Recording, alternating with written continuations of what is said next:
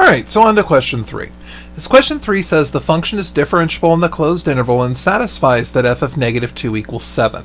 The graph of f prime is given above, and they want us to find f of negative 6 and f of 5. Now to work this problem, we're going to use the idea that I can say that f of a particular value is going to be equal to the integral from, well, I know that f of negative 2 is 7, so from negative 2 to a of f prime of x dx plus, since f of negative 2 is 7, I can just add 7 to it. So I'm going to use this to find f of negative 6 and f of 5, and remember that this is the area under the curve, so I can use these areas to help me determine these functions' values. So I'm going to first start with f of negative 6, which is going to be equal to 7 plus the integral from negative 2 to negative 6 of f prime of x dx. And noticing what I've done here is that these appear to be in the wrong order.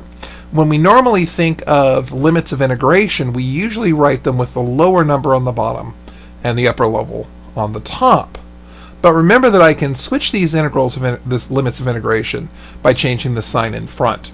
So it's really going to be 7 minus whatever the area of this triangle is, this triangle which has a base of 4 and a height of 2. So I can really just put 1/2 times my base times my height. And this is a beautiful answer. I don't have to say 3. I am perfectly fine just leaving my answer like this. Similarly, if I want to evaluate f of 5, I'm just going to take 7 plus the integral from negative 2 to 5 of f prime of x dx. And because I'm going from negative 2 to 5, I'm going from here all the way to here, which means I have a negative area down here, this semicircle, but I also have this positive area, this triangle. So I could say that it's 7 minus the area of that semicircle, which is going to be 1/2 pi times my radius squared, plus the area of this triangle, which has a base of 3, 1/2 of the base of 3 and the height of 2. And again, this is a perfectly fine answer. I don't have to say it's 10 minus 2 pi. I'm perfectly fine with leaving it like this. So moving on to part B, it says, on what intervals is f increasing? Justify your answer. Keep in mind that f is going to increase whenever my derivative is greater than 0. So here f is increasing on the interval from negative 6 to negative 2 because this part of my graph lies above the x-axis, and from 2 to 5 because this part of my graph is above the x-axis. So because f prime is greater than 0. So I need to make sure I answer the question and I justify the answer. On part C, it says find the absolute minimum of f on the closed interval negative 6, 5. Justify your answer.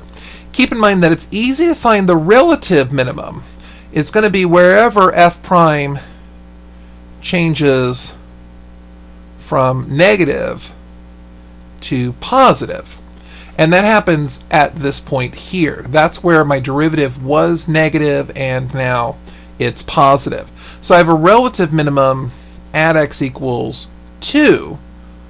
But keep in mind, because I'm looking for absolute, I have to consider my endpoints.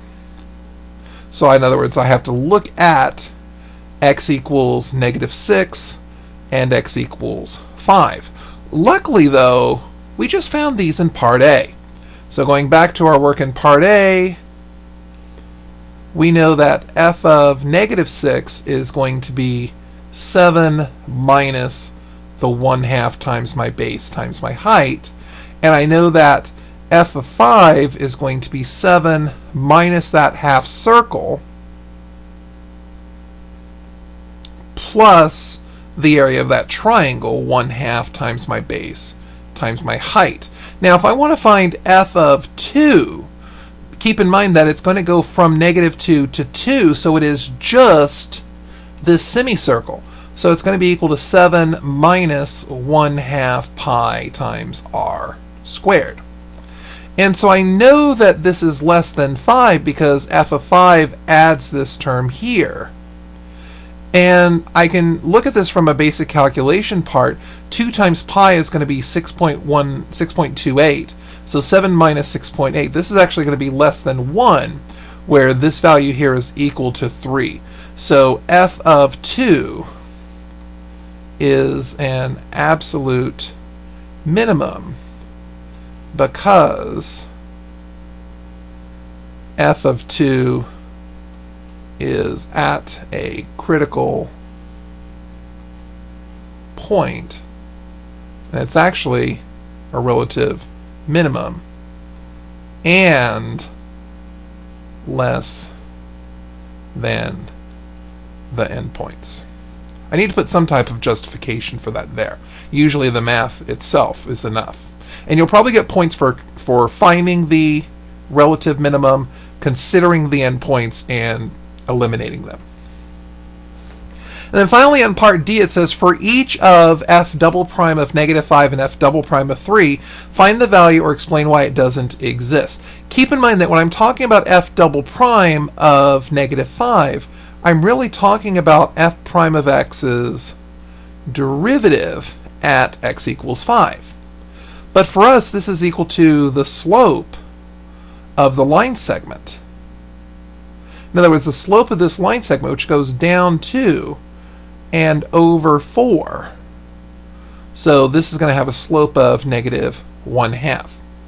If I want to find the second derivative at 3, I run into a bigger problem. Notice that at 3 I actually have a corner, so this is undefined because f prime has a corner